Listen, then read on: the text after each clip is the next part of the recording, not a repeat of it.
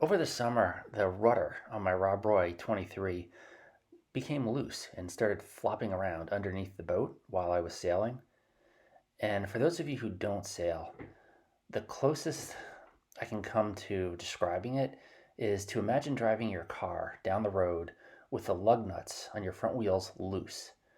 Imagine the shock that you'd feel through your steering wheel as your wheels jiggled around. That's about what it felt like, holding the tiller on my boat with a loose rudder. In this short video, I'm going to show you the steps I took to rebuild the rudder. And it all started by having the boat hauled out of the water at Handy Boat up in Maine. Once we got the boat out of the water, it was pretty obvious what the problem was. The material in the head of the rudder was missing. Originally, the rudder was built with a solid aluminum plate, and then over time it looks like that had corroded, and a repair was effected where that space was filled in with some hard foam or epoxy, and that too failed. Hence, there was no support for the head of the rudder, and it started to flop around.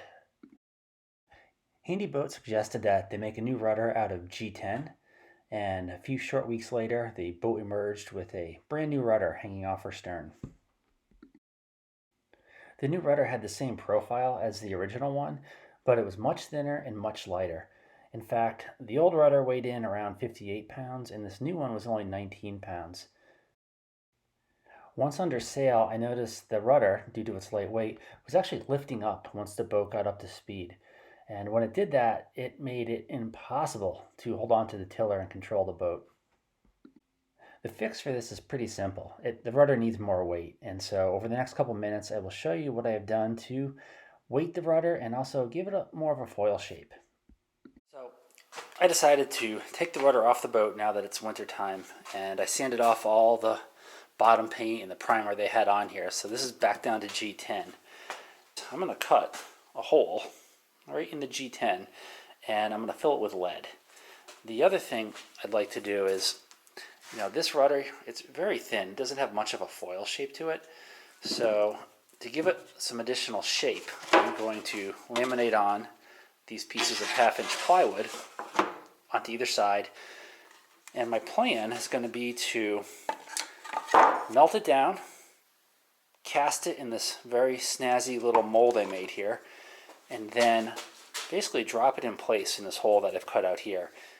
And the reason I'm doing it that way as opposed to simply just pouring the lead right into the G10 is that this material is basically fiberglass and epoxy, and as you know, if you put enough heat to epoxy, it undoes itself, it loses its bond, and I'm afraid by pouring the 600-degree lead into this, it's just going to cause this to deform and melt all around the area that I'm pouring it in. So rather than risking damaging this, I'm going to take the slightly slower route of casting it in here first and then transferring it into the centerboard. I was really looking forward to melting the lead down, and this is my first attempt at doing so. I used the turkey burner, picked up a small kettle at Ace Hardware, and fired her up. It only took about 15 minutes to melt the lead down, and once that was done, I picked up the kettle and poured the lead into the mold. The mold smoked a bit, but it held, it didn't catch on fire, and as it sat overnight, it set up nice and hard. It's the next day, and the lead has cooled down. You can see there was some charring along the edges. It shrunk a little bit, and now we're going to see if it comes out of the mold.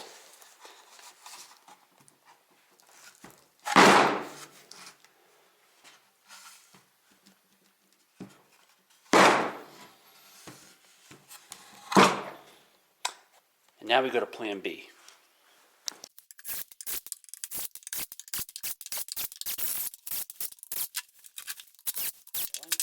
And so I'm going to add that giant hunk of lead to it in order to keep it down.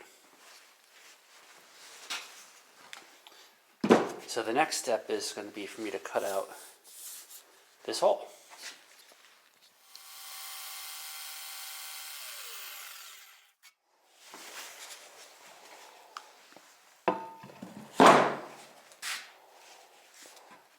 So I finished cutting the holes. I sanded everything down with 80 grit sandpaper to give it a little bit of tooth wiped it down, cleaned it down with acetone, and the next step is going to be to mix up some epoxy.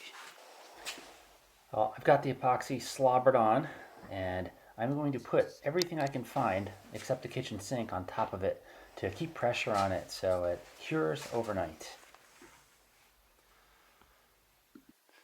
The epoxy looks like it cured pretty good. And here's the lead. And my next step is going to be to laminate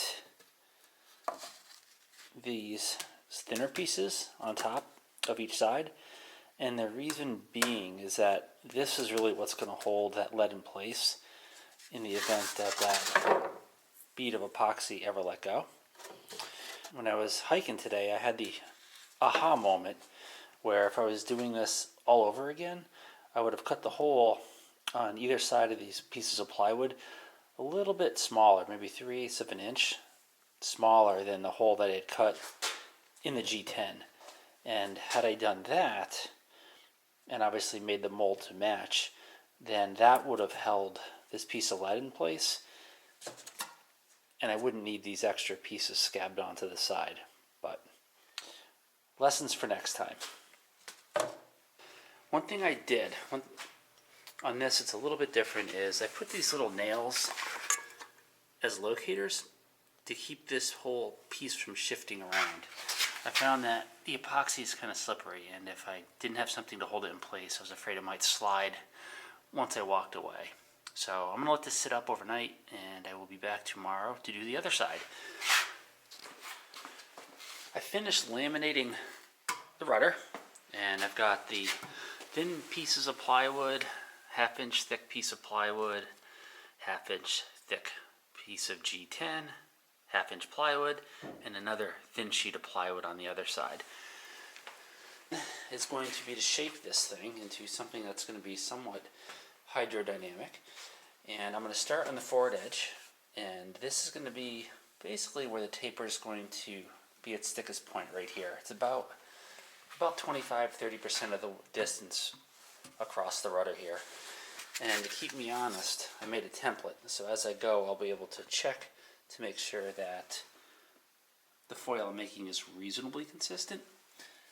Alright, so the front side is roughed in, and now I'm going to start working on the trailing edge, and I think I'm going to use the belt sander for this edge. I'm pretty much done sanding with the machines, and I've got it to the point where I've got some low spots and a few pinholes that I need to fill in, so I'm going to do that with some low density fairing compounds. And then in a couple days I will be able to fiberglass this thing. Before I use the epoxy, I soak it in some hot water in the sink, and that does a couple things. So it's easier to pump, and then when I wet things out, the epoxy flows better. I finished sanding, and I'm getting ready to put a piece of fiberglass over the rudder. So the glass is on, it's all wetted out. I put one layer of glass over the whole center board, and I put a second layer running all the way down the leading edge of it. Put a little bit extra up here, and then I added 2 more layers down here, because when I hit something, that's going to take the brunt of the impact. The fiberglass is on, and I just laid down a second coat of epoxy to start filling the weave in. Before I go any further, I wanted to show you how the new rudder looks compared to the original rudder on the Rob Roy. And it's pretty obvious that this one's a whole lot more streamlined. It's narrower, it has a much finer foil shape. You can see the leading edge has a nice bullnose to it, and the trailing edge has a nice tapered end to it. So I'm pretty excited, and I have high hopes that this rudder is going to work fantastic next year. I just sanded down the epoxy, and before I prime it, there's still a few high spots, you know, where the ridge is here, where the fiberglass overlapped, a little bit right here, a couple more overlaps here, and you can see this edge here. It's not quite smooth, so I'm going to fill those in with some lightweight fairing compound, sand it down until I get it really good and smooth, and then once that's done, then I will be able to start priming. Looking at this, I feel like I have just made a lot of extra sanding for myself, so it's a good thing I like sanding. So as expected, I put way too much of that green bearing compound on here, and took me a while to sand it off, but I did. And now that it is sanded down, I'm going to wipe it down a little bit more and then get on with the priming. So the primer that I use is this Total Protect Barrier Coat primer, and it's really stinky when you apply it. So I've got the first coat on, and I think that's where I'm going to stop. I'll finish the rest of this up in the springtime when it's a little bit warmer outside, and then I can follow it up with a bottom paint. But for now, that is where we're going to leave off.